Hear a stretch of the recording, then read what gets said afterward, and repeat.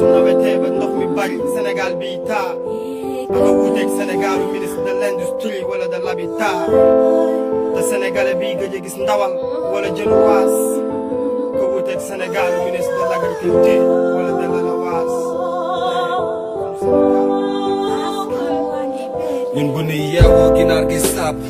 cër yëpp fasu dëkkee coono gu amul ab yaram bi laaj kelak bi saab ñee waxtu wu la neex horloge bi saab ñu jóg jël bain seeni ndekki tege à table ak jus d'orange bu saf ni saab. ñun ñooy xëy njëkkante kaar yi pusal ma toog lando yi gis nu nu ñàkk di tànce yoon way tasa yaram njëkk laata nga yegg sànce fu dëkk ñi génn ci clim du gàcc ci clim xeeñ lu neex sappe kilin duñu taq duñu tilim te mën a añee suñu salaire entier. Sénégal bi taxale loi waxtaan ak dépense yi Sénégal lu clandestin.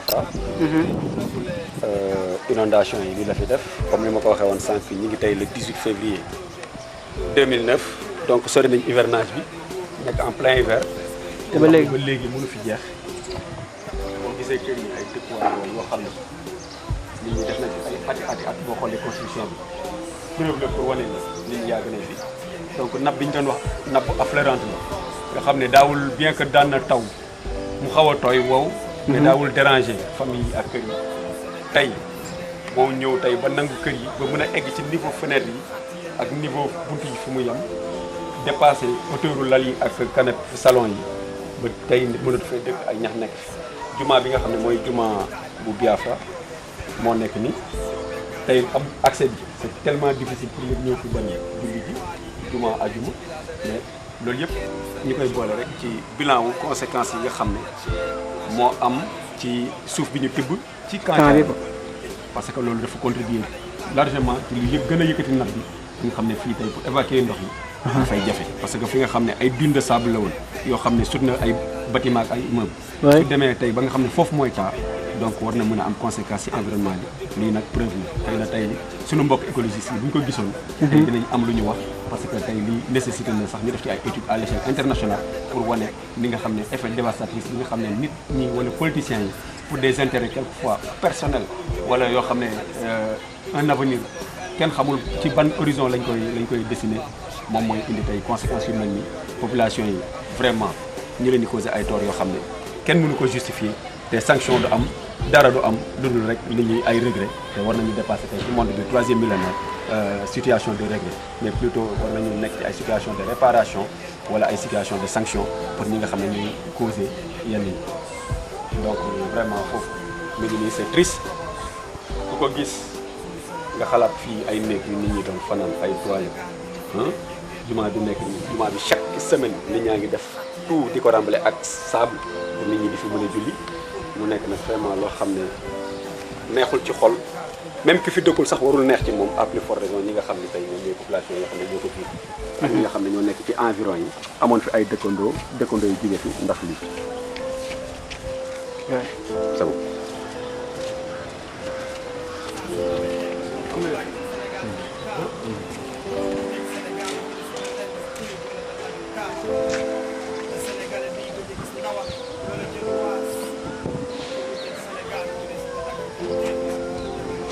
tey boo gisee jumaa bi sax nit ñi mën cee jur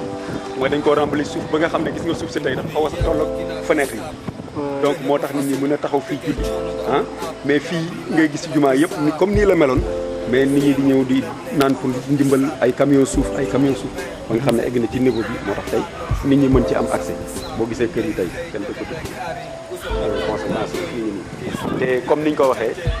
bi inondation yi amee ñu ngi dégg ay soutien venant de partout ay ambassade de Chine joxe na 20 millions ambassade de France am na contribution bu mu joxe ay millions ñu naan tel ministre joxe na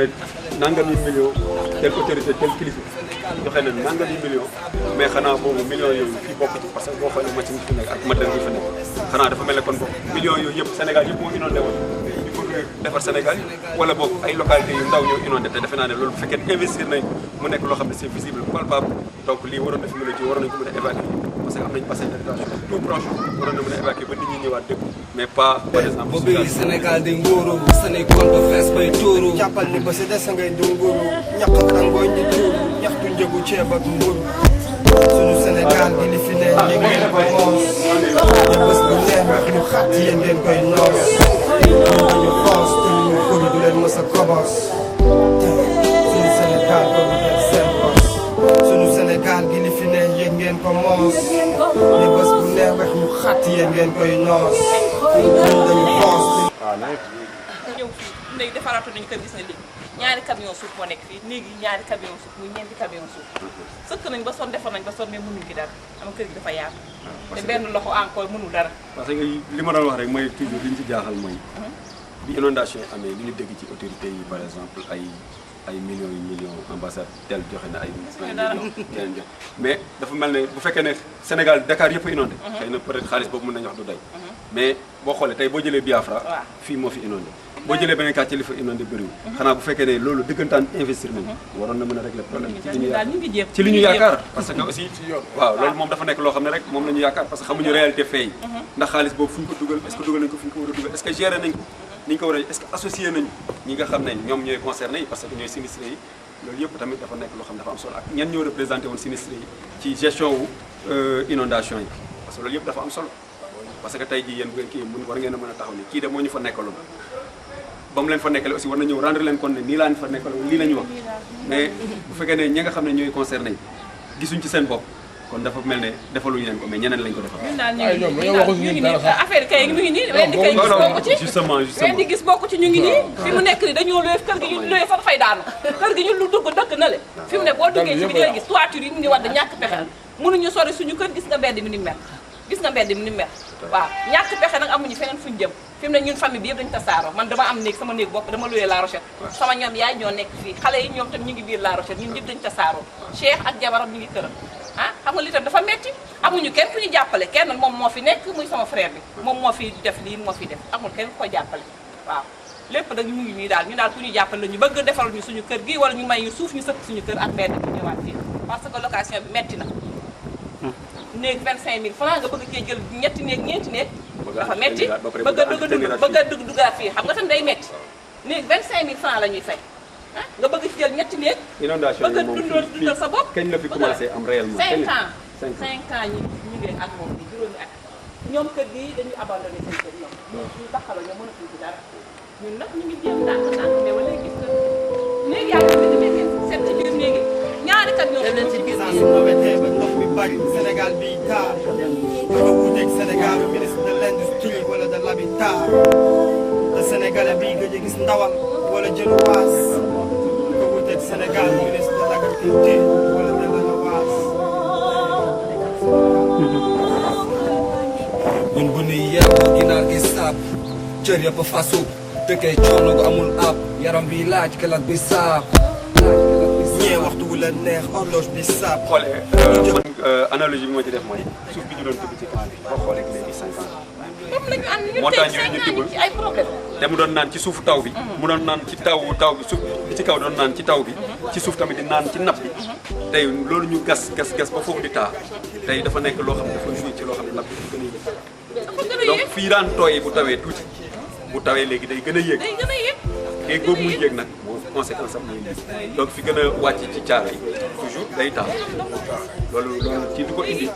duñ ne loolu kese moo ko indi mais daf cee joué rôle boo xam ne bu mag la ba tax tey day fen naka dañu indi même jël bi dañ ñëwoon dañ koy tas sax mais dafa am ku ñëw ne bu leen ko tas jàll leen ko ba ndox mi wàññeeku ngeen ko tas loolu mooy solution doon da la ñu nekkee fi mu nekk ne gis nga léegi ñaari camion la ñu tabax bi tamit amoon nañ fi ñaari camion dañoo jënd ba amatuñu luñu jënd fi mu nekk lu yaas sonal nañu fi mu nekk fi lu yaas la ñu nekk ni lu yaas métti nag boo xam ne yow yaa ngi ut weer deewee nga ut loo faye sa lu yaas ut bëgg ut loo dundee bëgg ut looy faje say soxla ak say doom bu ñu feebaree nga faj leen dafa metti ñu daal ku ñu jàpp defaluñu suñu kër gii ñu dellu si waat daal ñu ko mënee am daal ñu daal li am solo mooy jéem parce que ñëw nii amuñu moyen yuñ ci def luñ defee mais au moins li nga xam ne moo am xëy na buñ ko dénoncé wala ñu génne dina am ñoo xam ne ay bonne volonté yoo xam ne xëy na ñoom sax seen bopp comme ni ñuy waxee am na ñoo xam ne dinañ bëgg du ñu mën mais dinañ xam ñu mën buñ leen sensibiliser ñooñu xëy na dinañ mën a ñëw jàpp ci parce que solution moom problème am na solution il faut mu am te solution bu mënta ñàkk il faut loo xam ne lu mënta ñàkk la parce que nit ñi il faut ñu dëkk seen dëkkuwaay donc luñ ci mën nañ ci ba léegi de xamuñu lu yàlla vraiment xamuñu lu yàlla wante kër gaa ngi ni kenn nettali wu leen ñu ngi luwee fii bâtiment bi sax day daanu suñu kaw fu mu nekk nii war na yàlla boobu demoon ba gis ko di ko gis mais amuñu feneen moo gën a moyen cher bâtiment bi baaxul mais moo gën a moyen cher fa la ñu nekk ak famille bi yëpp nag dankali ko dëkkandoo dëkkal dëkkuwaay bi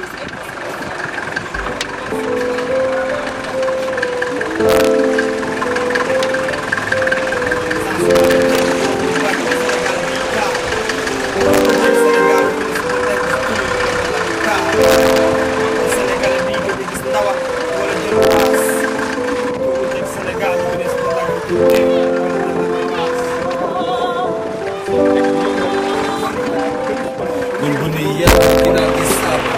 jël la ko facile dëkkay amul ak yaram bi laaj kalat bi saab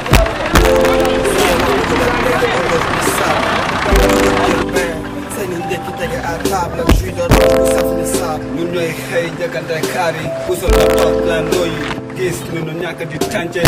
yoon way tasa yaram njëkk laata nga yegg sànce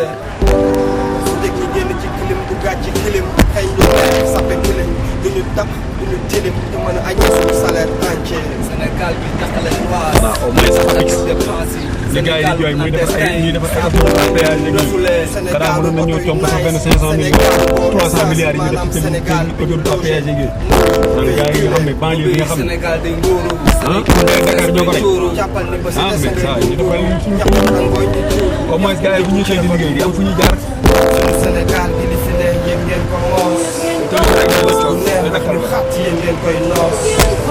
suñu xoos suñu koy du leen mës a kobos amee benn portion bu tane la portion bu tane la ñëw benn portion boo xam ne du suñu Sénégal gi li fi ne jéggi yéen ñëwaat ngeen ko dugaat ci ay moos kuréel bu neex nag ñu xat yéen ngeen koy noos suñu xoos suñu koy du leen mës a kobos suñu Sénégal du nekk sel l'hôpital yi dëkk bi yooyu ak feebar yi pollution beeg gasoil yi dëkk ci mbënd meeg mbalit mi caaxoñ yeeg mbuusu toile yi allo salaam nu mu demee. tur bi naka la. Yanko yow Thiaroye nga dëkk. Thiaroye nga dëkk. waaw mais yan problème la en général habitants yi dëkk Thiaroye di rencontré fii quoi. bon fii moom problème yi multiple na quoi. oui comme yan. problème yi ñu fi jànkuwanteel bëri na trop parce que ñun ay jeunes lañ mais fii nii booy xool infrastructure yi fi am daanaka dara amu fi quoi. oui cas bi lañ am fii. oui mais cas bi boo xool pratiquement lépp jaay rek. oui ñun ñi nga xam ne nii ñoo fi dëkk amatuñu sax gëdd ci camp bi parce que dañuy jékki-jékki gis fi benn projet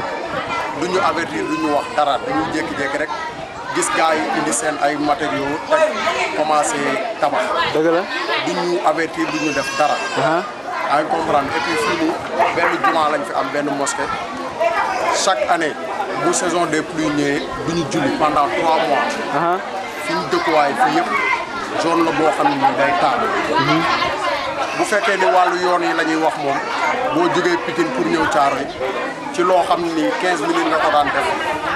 léegi fi mu toll nii da nga koy def 1 heure de temps parce que amuñu yoon yu baax. oui da nga comprendre bu baax. waaw. benn stade bi ñu am fii nii du ma ne sax stade terrain vague la ñu jël ko muré ko. oui mur boo xam ne nii baaxul sant yàlla. oui parce que mur bi dañ koo defar nawetaan yi commencé benn match lañ joué mu am xuloo mur bi daanu. oui terrain bi amul sécurité nee nañ def nañ fa barrière de sécurité barrière yi baaxul. dara normalu ci. oui bu wisee sax wis sax bu ko defee terrain bi day taal. oui da ngay comprendre bu baax. dëgg la. fi mu toll nii dëkk bi dara baaxul dara. waaw mais yow léegi yow la nga doon proposer comme solution. solution bi moom lenn kese la. oui ñu jéem a changer ñi nga xam ne nii ñoo fi nekkoon waxuma pour ñu teg fi koo xam ne nii daf fi jotoon a nekk ba dem. wala ñuy jël kenn ci ñoo xam ne nii ñi fi newoon la dañuy changer toutes les têtes képp koo xam ne nii mës na fee nekk. oui nañ ñu dimbali ngir yàlla ñu xajal ñu jël ñeneen ñu bees ñu ñëw. parce que ñoom jox nañ leen seen chance. oui ngeen comprendre pendant 8 ans jox nañ leen seen chance amul lenn lu baax luñ fi def. oui benn solution moo fi am muy changer ñi nga xam ne nii équipe bi fi nekk nañ ko changer complètement ñeneen ñëw quoi loolu rek mooy solution. naa tur bi naka la. docteur Assane Ka. docteur Assane Ka. waaw léegi docteur léegi ñu bàyyi la nga def sa présentation. merci. oui. D'abord maa ngi nuyu. mbokki Thiaroye Gare. oui. di nuyu waa Sénégal yëpp di ñaan Sénégal am jàmm. adduna bi am jàmm. di ñaan lépp li nga xam ne moom la ñu yéene ci lu baax yàlla ñu ci lépp li nga xam ne lu bon la lu xam ne mënoon na fay ñëw yàlla fankal ñu. oui amiin donc borom bi dara teewul yàlla ñu teg ci yoon yi nga xam ne moo yóbbu dëkk yu mag yëpp fi ñu yegg. oui amiin. man maay docteur Assane Ka je suis pharmacien là. nekk responsable pharmacie les para nekk ci Thiaroye Gare ci marché bi dend ak buntu camp parachutiste yi. oui. pharmacie les para nag maa ngi ko tuddee pharmacie les para major Serigne Momar Ka. Serigne Momar Ka di sama papa nekkoon moniteur aussi boo xam ne Thiaroye ku fi yàgg xam na ko nekkoon parachutiste populaire aussi am loo xam ne liggéey na ko ci armée sénégalaise. oui. En plus maa ngi nekk ci wàllu pharmacie maa nekk président wu secteur de Pikine du syndicat des pharmaciens privés du Sénégal. oui. ci wàllu yeneen liggéey maa ngi nekk ci kuréel bu ñuy wax INACO jàpp nekk secrétaire général section Thiaroye. ñi nga xam ne commerçant au marché Thiaroye yi ñu ko ëmb. nekkaat ci bureau national INACO le responsable chargé de la santé, de la protection sociale et de la sécurité au travail. Donc du coup nekk naa en même temps membre du comité tripartite bi nga xam ne secteur privé secteur public ak parapublic coordonné par le ministère du travail. de l'emploi moo ko yore ma nekk fa membre ci wàllu xeex sida. nekkaat membre cellule CEDEAO nga xam ne kuréel yi nga xam ne dëkk yi nga xam ne ñoo ñu wër yu ci bëri ñoo ci bokk ma nekk donc membre boobu foo ci foofu noonu. ci wàllu xeex sida. donc tey man maa nekk tête de liste coalition Andi Liggéey Sénégal ci wàllu Thiaroye jëm ci élection locale yi. xëy na am na Thiaroye ñoo xam ne bëri na ñu ma xam. te mosuñ ma gis ci politique mosuñ ma dégg ci politique te xalaatuñu ma yëngu ci wàllu politique. mais ambition bi ma am ba ma dugg ci lii tamit ça se justifie parce que dañ ne élection locale gox-goxaan te sama jaar-jaar fii laa nekkee ndaw bi ma amee benn at laa fi dëkk nekk fekk sama papa ci camp Thiaroye. defee fi jàngee fii màggee fii ba toll ci liggéey. ma tollee ci liggéey aussi fii laa toogaat liggéey parce que ay opportunité bëri na parce que boo nekkee cadre ci wàllu santé mën nga am opportunité nekk feneen ak feneen. mais man vraiment man ak sama waajur moom li mu fonkee Thiaroye dafa tax ma sawar toog fii. te ba ma fi toog tamit comme ni ñu ko waxee xëy na politique taxul leneen taxul lu dul bëgg fi ma dëkk la fonk Thiaroye. Thiaroye aussi du patrimoine historique du fait de Thiaroye 44 parce que. kenn umpalewul ci àdduna bi waxuma sax Sénégal wala Thiaroye mais ci àdduna bi histoire bi nga xam ne ci deuxième guerre mondiale bi moo amoon ci wàllu Thiaroye 44. am fi site boo xam ne fa la ñu massacré woon tirailleurs sénégalais yi mu nekk loo xam ne ñaawlu nañ ko nekk loo xam ne aussi histoire moo ko retenir waa Thiaroye ñoo ci war a gën a bénéficier wu mais patrimoine national la donc mu nekk loo xam ne nguur moomu ko keneen moomu ko waaye ñëpp a ko bokk. rawatina waa Thiaroye.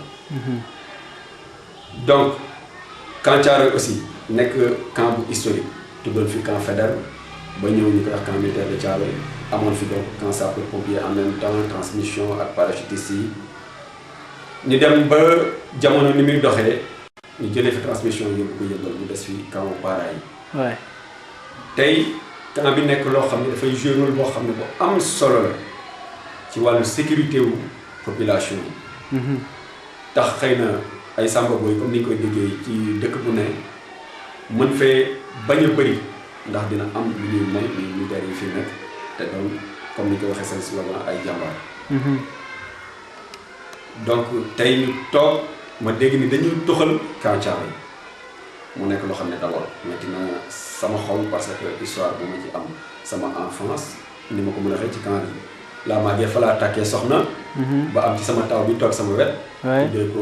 Yonent bi tedd bi Muhammad Rasulullah sallallahu alayhi wa sallam. donc ci biir tam Seydina Mouhamed Ka moo ci nekk. comme ni mu nekk ak ay moromam may xalaat ni bés dina ñëw ñoom ñu nekk tey ay responsable yu toll ni ñun te dinañ poser une question lan la fi waajur yi liggéey. donc fi ñu toog nii yéen a ngi dégg xale yaa ngi jàng alxuraan. donc xale yi bëri nañ fi muy suñuy doom di suñuy rakk ak yëpp te bés dina ñëw aussi ñu war a vraiment xool ñun ñoom lan lañ fi kii ñun lan lañ fi liggéey. suñu génération lan lañ fi liggéey. ba bu ñoom ñu war a mën a continuer te mu yomb leen fekk yombaloon nañ leen liggéey donc tey bu ñu gisee loo xam ne xëy na ñun gis nañ ni du yoon comme ni ñu waxee dañ fiy jëlee camp bi tey. mën nañu wax ni quelque part ambition politique la mu nekk ay intérêts yoo xam ne peut-être des intérêts particuliers ay nit dong la concerné. mais loo xam ne Sénégal la ko moom Thiaroye waaye war ci gën a bénéficier wu bu ñu koy jël war nañ laaj avis recueillir avis ñi nga xam ne ñoom la ñuy concerné. donc du coup mu am yoo xam ne comme injustice yoo xam ne vidéo bi dina ko wane suuf bi nga xam ne tibb nañ ko ci camp bi mu amoon ay dunes. ñu koy passer xamuñu vers quelle destination ba nga xam ne li fi nekkoon ay bon bu ku xamul dina ko tuddee montagne mais ay montagne de sable ñu tibb ko ba nga xam ne léegi foofu dafa nekk ay cuvette ba di inondé maanaam gas nañ ko tey ba jot nappe bi. mu nekkaat beneen problème écologique indi désordre boo xam ne environ yi nga xam ne environ camp bi muy Biafra ak yeneen secteur yoo xam ne dañuy wax ni scientifiquement la nappe phréatique était affleurante maanaam dafa dem ba jege superficie terre bi surface bi donc bu fekkee ne dunes yooyu dafa doon am lu muy absorbé ci eau de ruissellement yi maanaam taw bi ak loo xam ne daf ko doon absorbé ci suuf maanaam ci nappe bi di ko naan tey bu fi nekkatu pour jàppale ko lu dul la fa nekkoon dafa dem tey bay taa donc ndox boobu dina am feneen fu muy wal te fa muy wal muy nappe affleurante bi fi nekkoon dina gën a yéeg te loolu dina nekk loo xam ne duñ ne loolu moo indi inondation yi déedéet parce que xëy na mën nañu wax ni loxo yàllaa ngi ci waaye dafay jouer lu bëri contribuer ci te ña nga xam ne ñoo ko doon def tey c'est des coupables te ñoo xam ne tey am na ay reproches accusation yoo xam ne war nañ ci justifier wu wala bu dee dommage boo xam ne am na fi war nañu ñëw réparer ko donc li may wax aussi ci wàllu UNACOIS wàllu commerçant yi ñi ciy liggéey bu rafet boo xam ne dem nañ ci ay di gisee autorités yi di leen ñaan ndimbal pour commerçant yi di ko def nag ak démarche boo xam ne démarche bu technique la démarche bu responsable la demuñ fa pour yalwaan parce que dañuy dem kaas suñu droit mais def ko ànd ak cër ak yar ba nga xam ne lañ fay wuti dina saafaru am yu ci saafaru am yu ci saafarawul yi ci saafarawul xëy na volonté politique quelque part mais yi ci saafarawul tamit parfois dañ naan justification yi ñuy jox du ñu convaincre ba tax na tey bu fekkee ne ci wàllu partenariat UNACOIS jàpp am na ay partenaires bu dee ci wàllu syndicat pharmacien yi am nañu ay partenaires te am na tamit ci Thiaroye ñeneen ñu fi nekk tamit di liggéey leneen ak leneen ñoo xam ne am nañu ay partenaires yoo xam ne mën nañoo ñëw tey jàpp ci Thiaroye ba Thiaroye génn fi mu nekk jeunes yi fi nekk liggéeyuñu tey ñu ngi tabax centre commercial boo xam ne 7 hectares la ñu jël ko ci camp Thiaroye donc ñooñu war na jeunes yi war nañ ci mën a bénéficier wu xëy na du commerce rek mais camp bi am na espace boo xam ne war nañ ko mën a exploiter def fi leneen ak leneen mais bu ñu sàgganee dina am yeneen autorités yoo xam ne peut-être du ma ne yoo xam ne peut-être sax seen irresponsabilité dina pousser à ce que ñu def ko loo xam ne waa Thiaroye yi du leen neex mais duñ ci mën a wax parce que tout simplement nekk ñu fañ koy décider te duñ leen ci mës a boole loolu dañuy nekk population bi si biir man nag sama yéene lenn rek la mooy ñu changer démarche comme ni may waxee benn slogan la am avec moi la parole des autres a de la valeur c'est-à-dire li nit ñi di xalaat nañ koy jëriñoo population bi yëpp di ko jëriñoo parce que ki nekk autorité nekk maire wala mu nekk préfet wala mu nekk leneen avant mu koy nekk bu ñu dindee grade boobu ci population bi la bokkoon te bés bu ñu ko tegee ci moom ci population bi lay delluwaat donc dafa war a xam ne donc moom ak population bi dañu nekk benn dara waru leen mën a séparer. ba tax ne population bu ñu amee lu ñuy jooy dafa war a ànd ak ñoom di leen ko jooyle. bu ñuy amee lu ñuy bañ dafa war a ànd ak ñoom di leen ko bañle bañ a ànd ak autorité étatique yi di xeex population yi nga xam ne tey seen carte ñoo ko fi teg. donc il ne s'agit pas de coûte que coûte ne man damaa bëgg a nekk maire Thiaroye mais dama bëgg ñu changer démarche am vision bu bees am na ñuy gisee la main dans la main solidarité moo fi war a dox. ñi nga xam ne seen doole bëri na ñu jàppale ñi néew doole. muy ci xel muy ci leneen ñi nga xam ne dañoo néew doole te am xalaat ñu ñëw tamit teg ko ci table bi ñu mën cee jëriñoo ñi nga xam ne ay ressources financières la ñu am ñu teg ko ci table bi population yëpp mën ci jëriñoo. donc xeetu ressources yi bëri na te nit ku nekk ki nga xam ne sax dañ ko gën moom la ñu gën a xeeb ci àdduna bi am na loo xam ne tey mën na ko contribuer ba nga xam ne dinañu jëlee tey fi ñu nekk te même bu dee lu ndaw a ndaw la lu mu néew dina am njëriñ ci askan wi yëpp. donc man foofu laay woo population yi. daan ne nag xeex jot na ba tax na ki nga xam ne mosut a intéressé wu ci politique mosu ko tax a jóg tey moo dugg ci géewu élection locale yi uniquement bëgg a briguer li ñuy wax mairie Thiaroye pour mën Thiaroye mën a changer ñu teg ko ci raay développement. ci loolu dinaa invité population yëpp kàddu gi benn la coalition andi liggéey Sénégal moom ci bannière boobu lay demee ci élection yi di ci convier ñëpp képp koo xam ne population Thiaroye sans exception ku ànd ci parti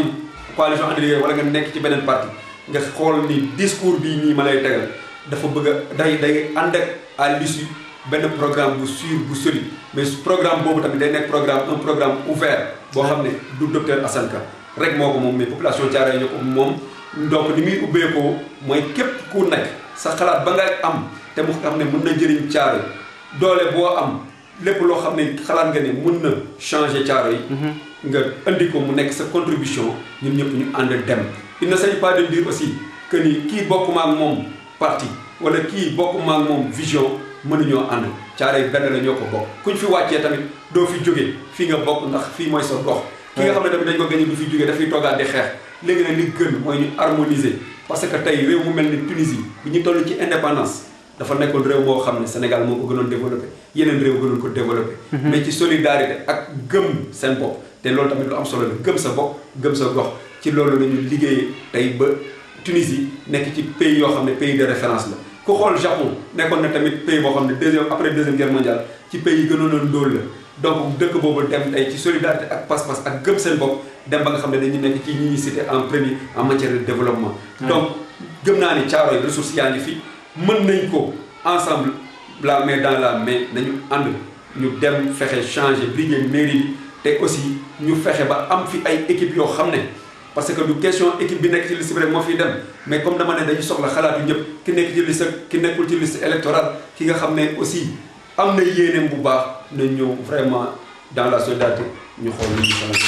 suñu diwaan. donc ci loolu laay woo tout Thiaroye waa ci loolu laay woo aussi képp ki nga xam ne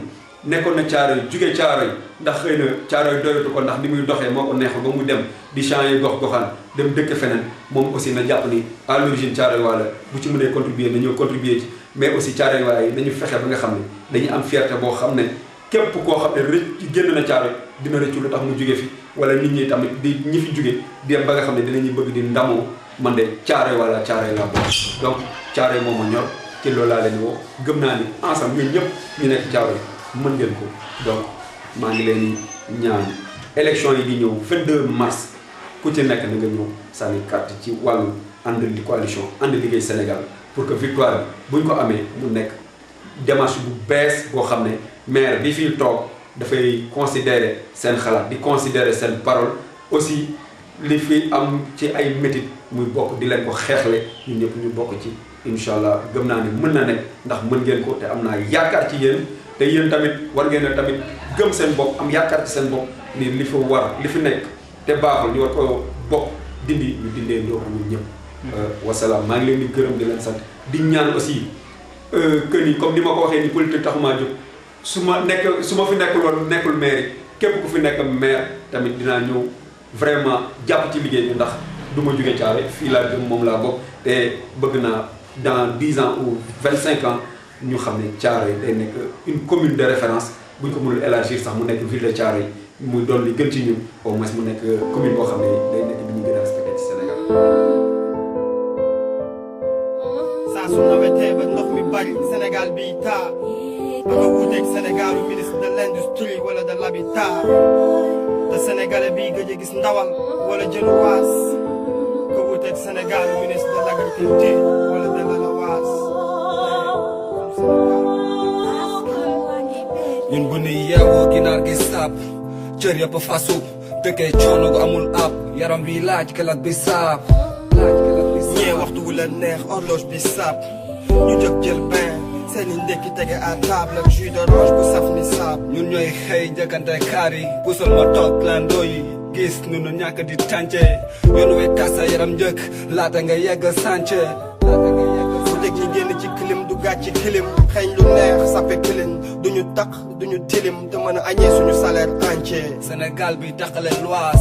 daqante dépense yi Sénégalu clandestin yi saa bu ñu demee ñu refoulé Sénégalu oto yu nice yi Sénégalu bon essence yi maanaam Sénégal bi ñu logé nourri véhiculé boobi Sénégal di nguuru seeni compte fees bay tuuru jàppal ni ba si des ngay du nguru ñaq ak rangooñ di tuuru ñaxtu njëgu ceeb ak mburu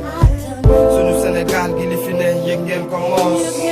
ne bés bu neex wex ñu xàtt yéen ngeen koy noos ñun dañu xoos te lu ñu xuri du leen mës a kobos suñu Sénégal ko bu def seen bos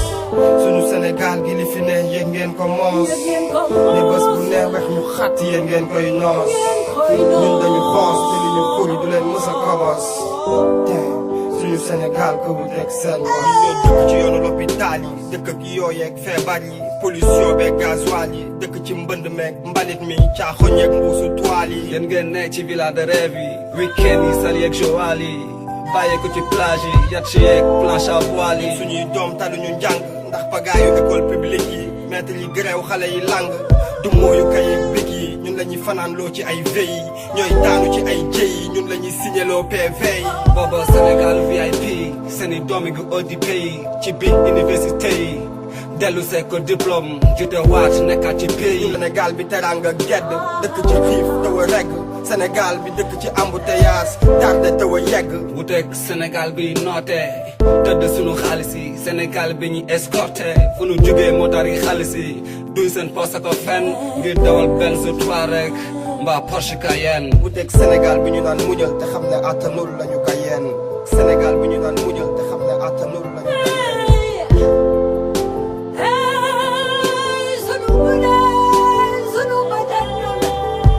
suñu Sénégal gi li fi ne yëg ngeen ko moos te bés bu neex wex ñu xàtt yéen ngeen koy noos ñun dañu xoos te lu ñu xuri du leen mës a kobos suñu Sénégal ko bu def seen bos suñu Sénégal gi li fi ne yëg ngeen ko moos te bés bu neex wex ñu xàtt yéen ngeen koy noos ñun dañu xoos te lu ñu xuri du leen mës a kobos suñu Sénégal ko bu def seen bos